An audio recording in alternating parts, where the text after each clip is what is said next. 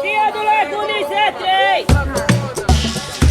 Está no ar Comida de Verdade.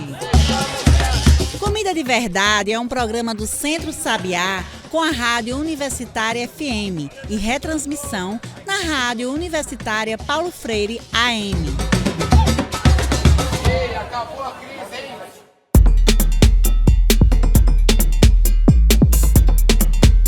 Olá, você que está me ouvindo agora pelas ondas da Rádio Universitária FM, pelas plataformas digitais. Eu sou João Lucas, comunicador aqui do Centro Sabiá e começo Comida de Verdade, essa sua panela cheia de toda semana para falar de alimentação, agroecologia e hoje também sobre meio ambiente, florestas. Florestas no Recife? Minha gente. A gente precisa falar dessas florestas que estão mais próximas do que você pode imaginar. No programa de hoje, a gente veio discutir sobre se tem florestas no Recife. A gente está fechando o mês de maio, que é o mês da Mata Atlântica, e pulando dentro da Semana do Meio Ambiente, a primeira semana de junho. E o que me importa? Eu acho que muito. Porque a Mata Atlântica é a floresta que compõe o Recife. Na verdade, a cidade inteira é uma cidade na floresta, uma floresta urbana. Mesmo assim, muito pouco sobrou da vegetação natural da mata no Recife. E só isso já é o suficiente para dizer que é a terceira maior área preservada do país. O que deve significar preservar a Mata Atlântica no meio de uma cidade? Mas não qualquer cidade. Uma cidade como Recife, que enfrenta mudanças climáticas no cotidiano. Uma cidade que é cheia de dificuldade com acesso à água. Uma cidade que é aquecida, que tem avanço dos mares. O que isso tudo tem a ver com a nossa Mata Atlântica? A gente conversa sobre isso tudo e um pouco mais aqui no Comida de Verdade. Quem participa com a gente é Ana Carolina, mestra e doutora em Ecologia, docente na UFRPE, no Departamento de Biologia. É pesquisadora de fragmentos de floresta e atua em Ecologia de comunidades de plantas, conservação da biodiversidade e ecologia de paisagens na Mata Atlântica. E hoje é a nossa convidada. Ana, muito bem-vindo ao Comida de Verdade. Obrigada, João. Um prazer estar aqui. Maravilha. E assim, fechando, né, esse mês da Mata Atlântica, puxando essa semana do meio ambiente, já te trago então essa pergunta que dá nome a esse papo, né? Ana, tem floresta no Recife?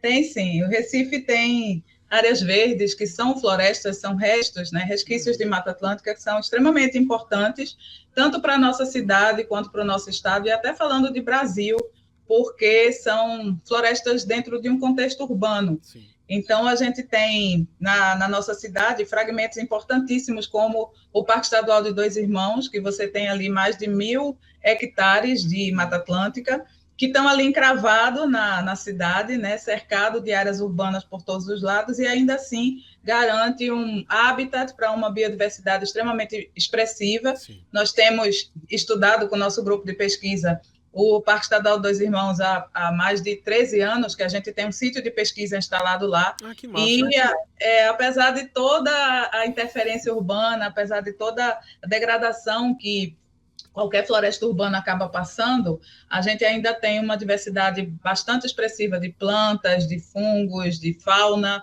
e isso até assusta os pesquisadores quando a gente vê esses números. Uhum. Então, é uma joia que a gente precisa ter todo carinho e todo cuidado, e é realmente um privilégio para uma cidade como Recife ter uma área de floresta como o Parque Estadual Dois Irmãos, e vários outros pequenos fragmentos que são menores, mas não menos importantes, como a gente tem Mata do Curado, a Mata São João da Várzea, né, o Jardim Botânico do Recife, a Mata Dois Unidos. Então são vários fragmentos de floresta, que é Mata Atlântica propriamente dita, dentro da cidade. Eu achei isso tão interessante, Ana, porque quando a gente pensa em floresta, pensa num verdão, uma mata fechada, e de repente você me traz esse termo, né? Fragmento de floresta. Resta tão pouco assim, Ana, para a gente dizer que são fragmentos de floresta. A ciência fala em fragmentação, né? Porque na hora que uma floresta encolhe, ela reduz, porque a Mata Atlântica, se a gente for pensar lá, originalmente você tinha cerca de 1.300.000 quilômetros quadrados no Brasil. Então, você vê toda essa, se a gente chega, né, se a gente volta algumas centenas de anos, a gente encontraria esses espaços, esse 1.300.000 quilômetros quadrados, revestidos por floresta. Né? E aí o ser humano chega, vai definindo um padrão de ocupação e vai transformando. A gente precisa de solo para a produção que nos mantém, né? De tudo que nos mantém. Então, a gente vai substituindo, tira a floresta e coloca outro uso naqueles espaços. E aí a floresta vai encolhendo, ela vai reduzindo. E esse encolhimento, existe um padrão de que ele não você não tem uma área única muito grande que virou uma área única pequena. Ele não, ele é totalmente pulverizado, as áreas vão sobrando na forma de manchas muito pequenas. Entendi. Então, a biodiversidade que habita aqueles locais, vai ter que viver agora nessa nova configuração, nesse novo contexto, vai ter que se virar é como se a casa encolheu, né? E aí agora as espécies vão ter que tentar sobreviver dentro desse contexto. E aí, entre um fragmento e outro, você vai ter um uso do solo que, às vezes, é mais... Ele permite que a biodiversidade frequente por ali, e, às vezes, não, como a cidade. A cidade é muito hostil para boa parte da fauna, e tem uma parte que acaba se beneficiando, porque encontra abrigo, né? Porque consegue sair dos fragmentos e habitar as áreas fora da floresta. Então, a gente hoje vai lidar com um número... talvez até incontável de fragmentos, existem tentativas de você aproximar quantos milhares de fragmentos de floresta a gente tem, mas o que assusta mais é o tamanho que eles ficam. Então, você tem um percentual altíssimo de mais de 90% dos fragmentos que tem menos de 50 hectares. Isso é uma área de pouco mais de, talvez, 55 campos de futebol, se você juntar tudo, isso é um fragmento, e isso é o tamanho que geralmente você encontra. Então, realmente, a biodiversidade fica numa situação difícil de viver nesse novo contexto. E veja que coisa, né? O Recife tem, me corrija se eu estiver errado, mas 20% da vegetação natural. A terceira maior área de Mata Atlântica preservada proporcionalmente, assim, né? Ana, isso é muito, isso é pouco? O que significa ter essa floresta, né? Esses fragmentos de floresta na cidade? Isso é um benefício, assim, o Recife coloca, até os dados da prefeitura trazem que 40% da cidade está revestido com áreas verdes. E aí, se você divide pela população, isso dá um número muito confortável, como se quem vive no Recife tem acesso ou tem esse benefício de ter um pedacinho de área verde por perto. Só que a área verde vai incluir mais do que as florestas, né? E a gente tem, entre as florestas, tem Mata Atlântica, tem manguezal, então, como o Parque dos Manguezais é outro bolsão verde, né, extremamente importante, que é um ecossistema associado de Mata Atlântica também. Então, existe um percentual alto no Recife. Isso é um privilégio, João, porque a gente tem benefícios diretos e indiretos. Então, um espaço como o Parque Dois Irmãos ou como o Jardim Botânico, que são espaços onde as pessoas podem ir para fazer uma trilha, para ter essa conexão, para entrar na floresta, para aprender, para desligar de tela e tecnologia por um tempo, né? Desacelerar, parar um pouquinho, escutar as aves e olhar, entender como é que aquele sistema se autossustenta. Então, esses lugares onde você consegue entrar e ter essa imersão, você tem esse benefício direto, é você e a floresta em contato. E existem várias outras áreas onde a gente não tem essa oportunidade de entrar para ter essa conexão, mas indiretamente ela também está nos ajudando, ela está fazendo a regulação climática, ela está segurando o solo no lugar, está fazendo a ciclagem de nutrientes o tempo todo, né? Então está segurando poluentes, existem vários outros benefícios, mantendo polinizadores, mantendo dispersores, mantendo biodiversidade, garantindo que reservatórios mantenham a água com qualidade, né, fazendo um filtro para essa água. Então, existem vários benefícios que a gente, às vezes, nem percebe. A gente pensa que o benefício é entrar na floresta e ter aquela conexão, mas não é só isso, vai muito além. O benefício é para todo mundo, porque a gente também é biodiversidade. Então, a gente precisa desse funcionamento dos ecossistemas, isso tudo funcionando para que a gente continue existindo. Então, o benefício de ter uma floresta dentro desse nosso município é o benefício que vai muito além. Ele é a conexão por trilhas, mas ele vai muito além disso. E talvez a gente não perceba, mas realmente são benefícios múltiplos. E você falou da água, que é um grande desafio para o Recife. Eu me lembro da APA Aldeia Bibiribe, por exemplo, que é um reservatório, né? É uma área de preservação que traz água para muitos lugares da cidade, né? Então você pega isso para tantas dessas reservas, é muito importante você ter isso preservado. Ao mesmo tempo que é um privilégio, como você falou, né? Assim, é confortável, mas também traz esse grande desafio, né, Ana? De você conservar, você poder entender quanto disso permanece, porque mesmo que se replante, não será uma mata original, né, Ana? Junto com o privilégio vem uma grande responsabilidade, né? Então, o poder público, isso é constitucional no nosso país, ele tem essa obrigação de zelar pelo meio ambiente, e as pessoas também têm essa obrigação. E aí, dentro de meio ambiente, a gente inclui Mata Atlântica, inclui água, né? Inclui todos os nossos corpos hídricos, a nossa atmosfera. Então, o poder público vem com essa responsabilidade de cuidar. E aí, o que a gente tem como um elemento de cuidado? É você criar a área, transformar aquela área em uma área protegida. Então, dentro da nossa legislação, a gente vai ter a criação de unidades de conservação. Aí o Recife já fez tomou essa decisão de transformar 25 áreas dentro da cidade em unidades de conservação. Então, são áreas que têm uma proteção legal, têm um instrumento de planejamento. O governo do estado de Pernambuco também tem áreas dentro do Recife e região metropolitana que são unidades de conservação, são áreas protegidas, mas às vezes falta um passo seguinte ao criar, que é exatamente o passo de fazer uma gestão efetiva, de implementar aquela área como uma área protegida. E não deixar lá, né? Fechamos aqui, minha gente, ninguém vai mexer mais. Aí, eventualmente, um lugar desse que precisa de um cuidado, né? Precisa ser mais do que preservar, deixar lá paradinho, realmente cuidar, acaba sofrendo, né? Mas muitas vezes você vê, nem se fecha, e isso, na verdade, no sistema de unidades de conservação, todas as UCs vão prever que você tenha minimamente pesquisa e atividades educacionais. Então, ela não é para ela ser totalmente fechada, é para ela prever algum tipo de uso, pelo menos o pesquisador entrar, a escola, ter alguma coisa, alguma atividade educacional. Mas tudo isso demanda planejamento, gestão, controle. Porque se eu falo, a escola vai poder entrar e fazer uma trilha, quantas pessoas essa trilha suporta? Quantas pessoas por dia? Perfeito. Não vai poder entrar na área toda. Que área eu vou reservar para esse tipo de atividade? Que área eu vou deixar mais ali quietinha, que o pesquisador tenha acesso, mas não seja todo mundo? Então, eu tenho que ter garantias de proteção, eu tenho que ter planejamento. Se o pesquisador vai fazer uma pesquisa, alguém tem que autorizar essa pesquisa, receber esse projeto, olhar, autorizar. Então, essa gestão do espaço, muitas vezes falta, João. A gente tem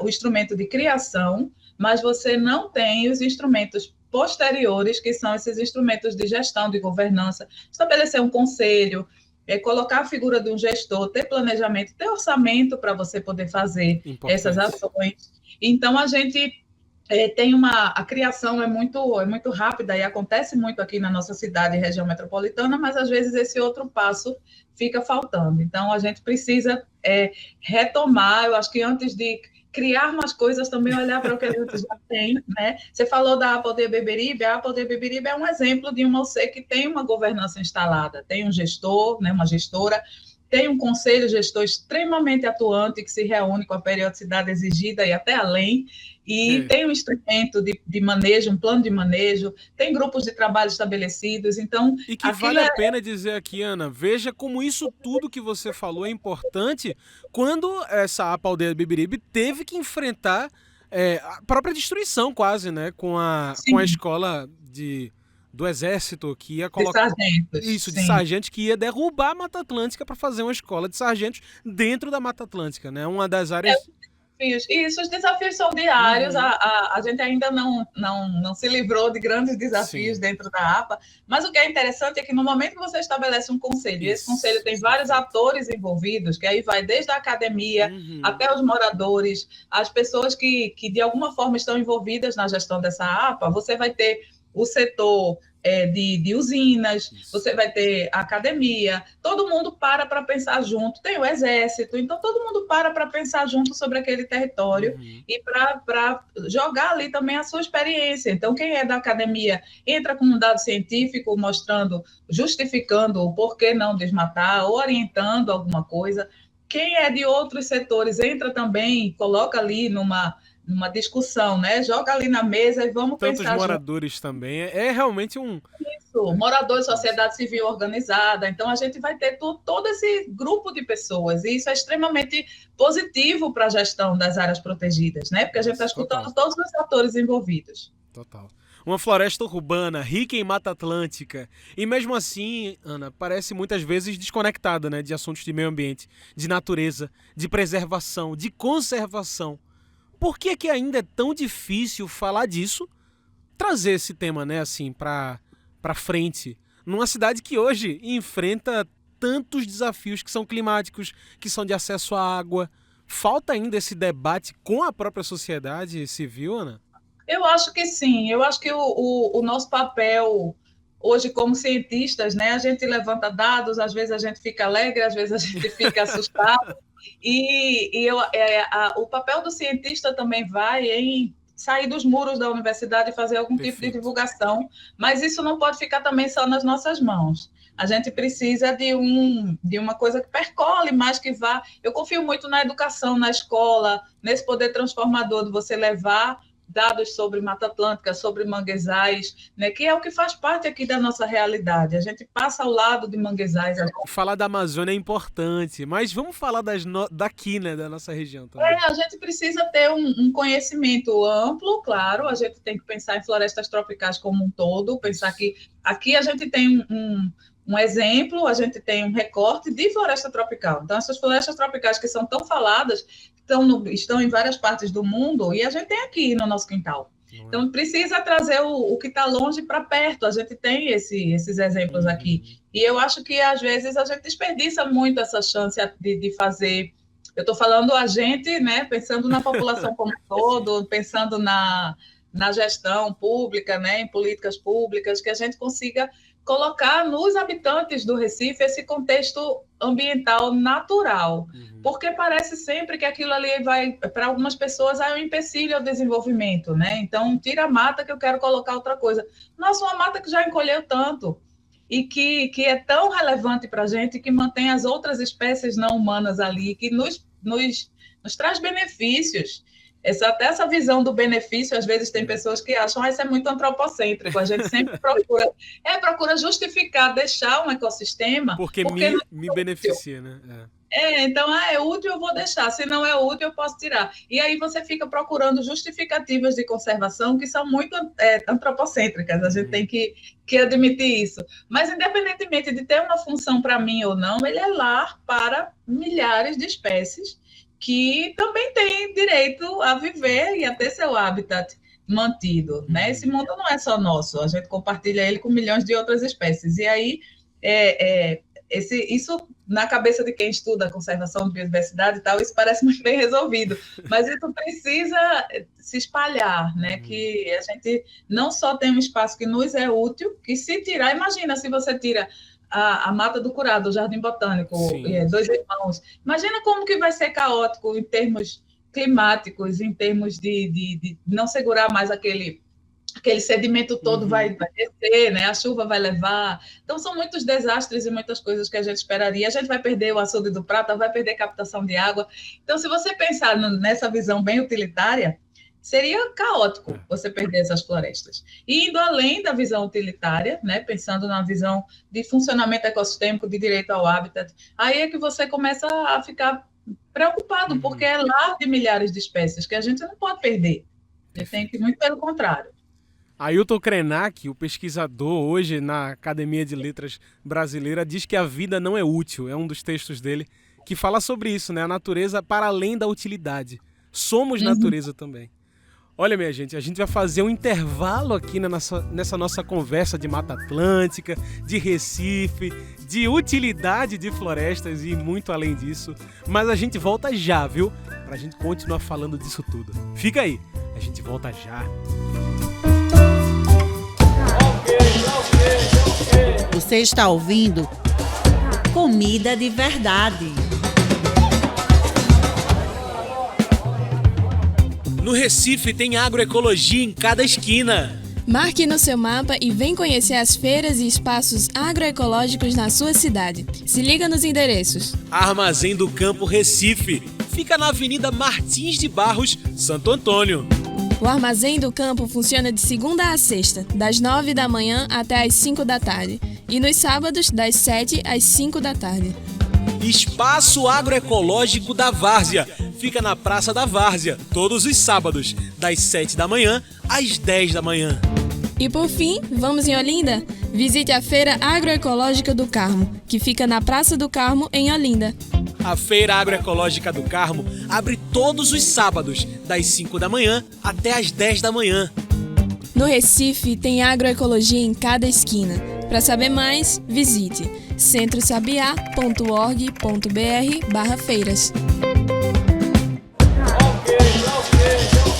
Você está ouvindo Comida de Verdade.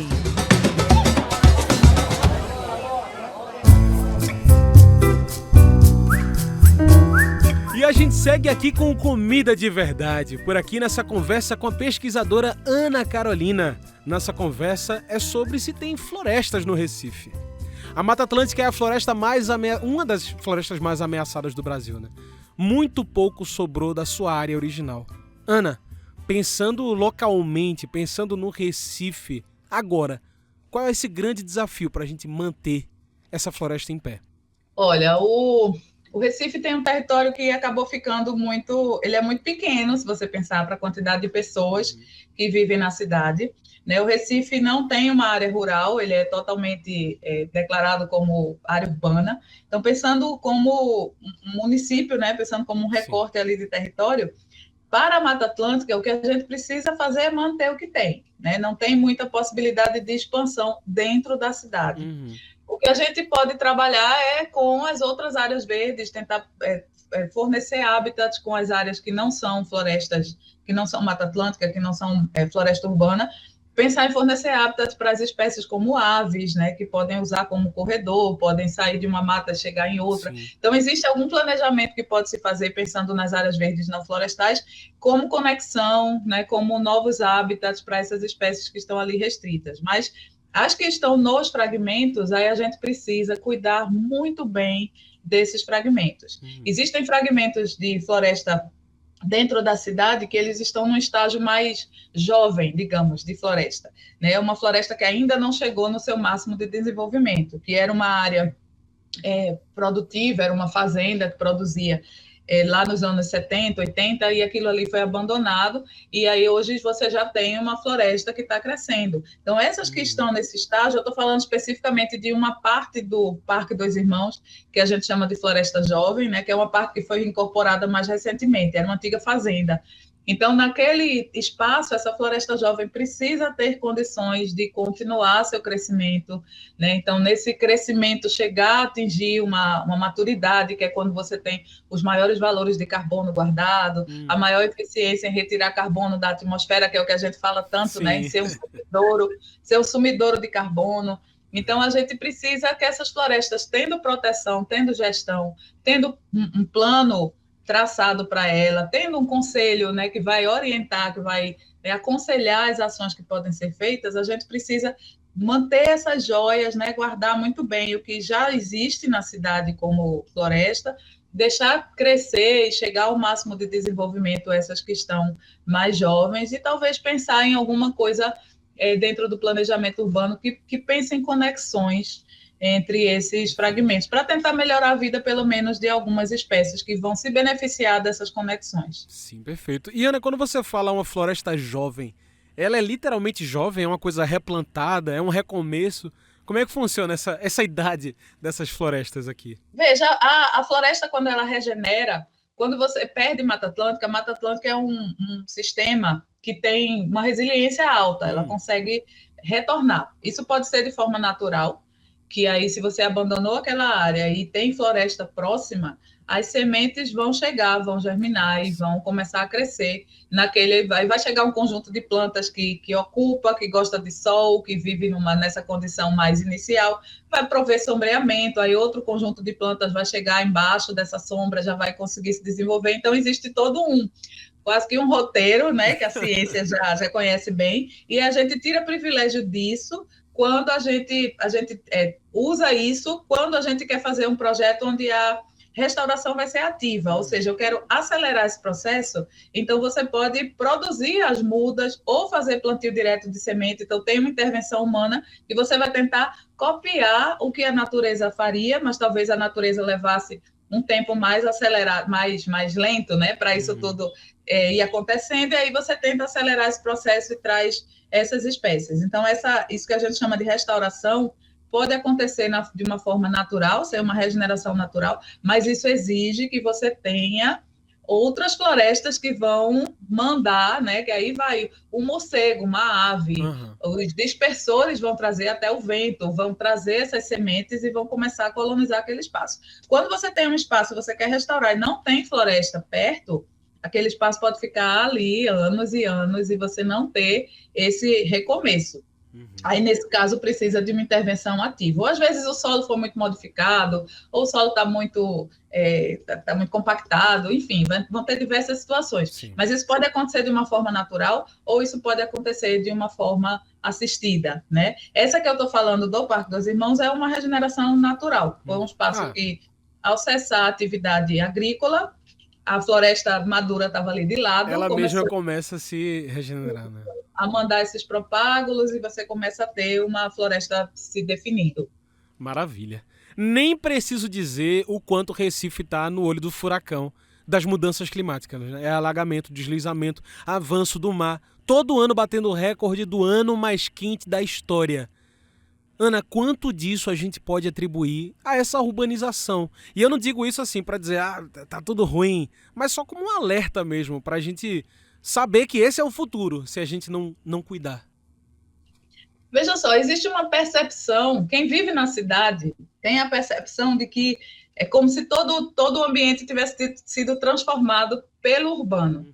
Mas quando você se afasta, né, e vê isso de longe, e vê os usos do solo falando especificamente dentro da Mata Atlântica, o que é urbano, percentualmente, é muito pouco, se a gente for pensar na ocupação da Mata Atlântica. Então, se estima aí 2, 3% do que foi transformado de Mata Atlântica virou área urbana. Só que o Brasil hoje tem quase 90% da população em áreas urbanas.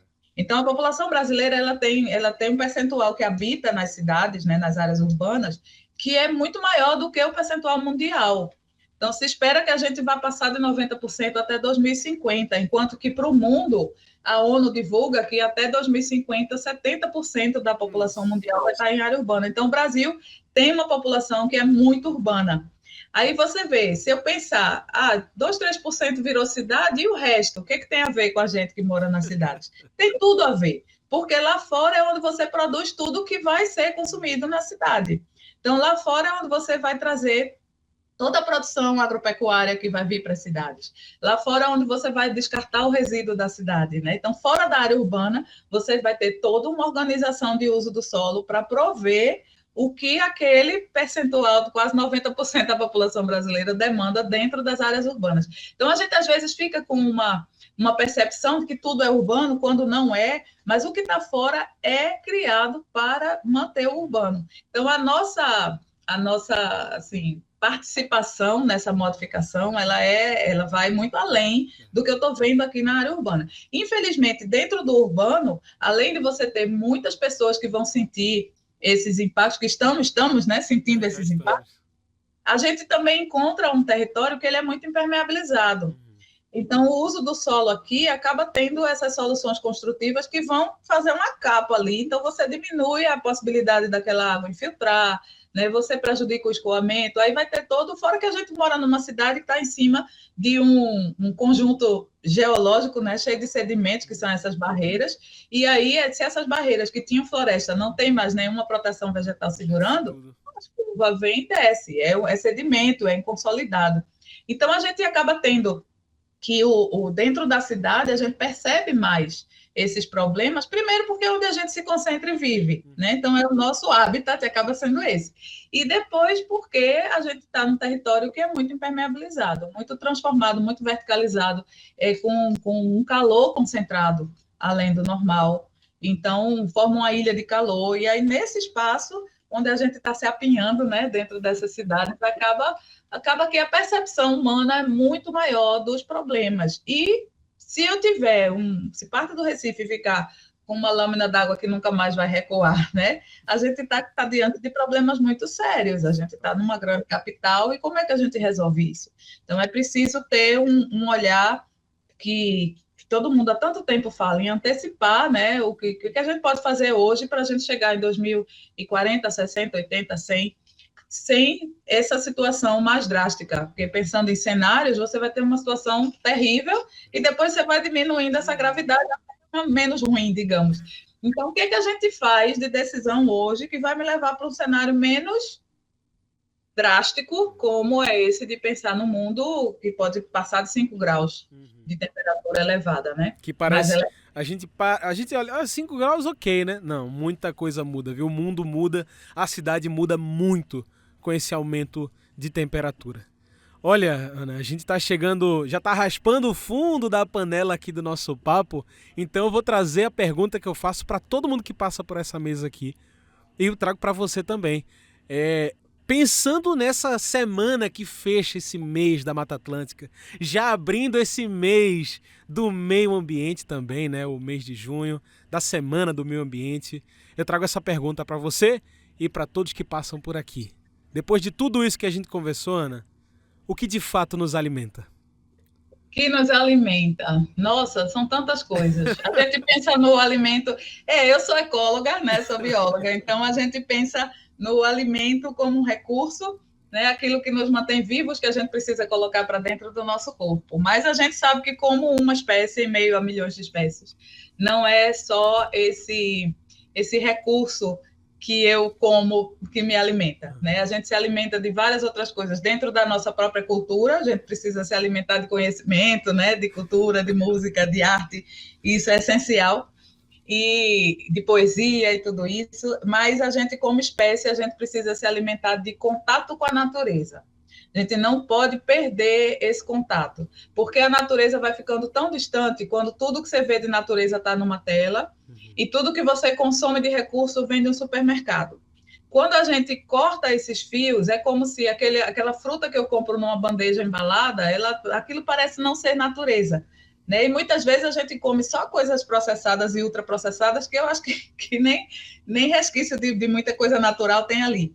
Então a gente vai, através do que a gente se alimenta, através do que a gente consome pelos olhos, pelos ouvidos, né, pelo tato, a gente vai se desconectando da natureza. E isso, João, hoje já tem grupos de pesquisa investigando, que talvez esse seja o nosso principal problema. A gente hoje tem seres humanos cada vez mais desconectados, cada vez mais tendo o que se chama extinção da experiência, a gente está perdendo a experiência na natureza. E as pessoas que estão crescendo com essa sensação de que não tem natureza e está tudo bem, por que essas pessoas vão se preocupar com natureza quando virarem os adultos, né? Alguma criança hoje vai ser o gestor que vai estar com a caneta na mão amanhã. Se essa pessoa tem uma vida completamente desconectada de natureza, essa pessoa não vai tomar boas decisões, porque ela não vai ver o sentido de manter uma floresta, ela não vai ver o sentido de manter uma área de manguezal, nem a visão utilitarista talvez passe pela cabeça dessa pessoa. Então, a gente tem que ter muito cuidado hoje em prover aumentar, né, essas possibilidades de contato com a natureza, porque isso nos alimenta com certeza e alimenta as nossas decisões, né? E a gente precisa retomar isso. Quando eu falo natureza, é a natureza de verdade, é você dar um mergulho, é você fazer uma trilha, é você ir num parque, olhar numa árvore, está disponível, né, para ouvir uma ave, para ver uma casinha de um animal, assim, é você estar disponível para se reconectar. E isso eu acho que tá fazendo a falta disso está fazendo a gente adoecer, e o futuro pode ser bem difícil com pessoas que cresceram nessa desconexão. Perfeito, somos natureza, portanto, Vamos nos alimentar disso. Ana, muito obrigado pela sua participação com a gente. Muito obrigado por esses depoimentos também. E esse, principalmente, tão bonito. Obrigadão, viu, pela sua participação. Aprendemos muito. Muito obrigada. Gente, hoje conversamos aqui com Ana Carolina, ela que é mestre e doutora em ecologia, docente da UFRPE no departamento de biologia, é pesquisadora de fragmentos de floresta e atua em ecologia de comunidades de planta, conservação da biodiversidade e ecologia de paisagens na Mata Atlântica. E você já sabe, é aqui, é agora que você pega um pouco da Dica de Verdade, a nossa dica agroecológica de toda semana, para você mesmo poder praticar agroecologia de onde você estiver. Escute aí a Dica de Verdade. Dica de Verdade.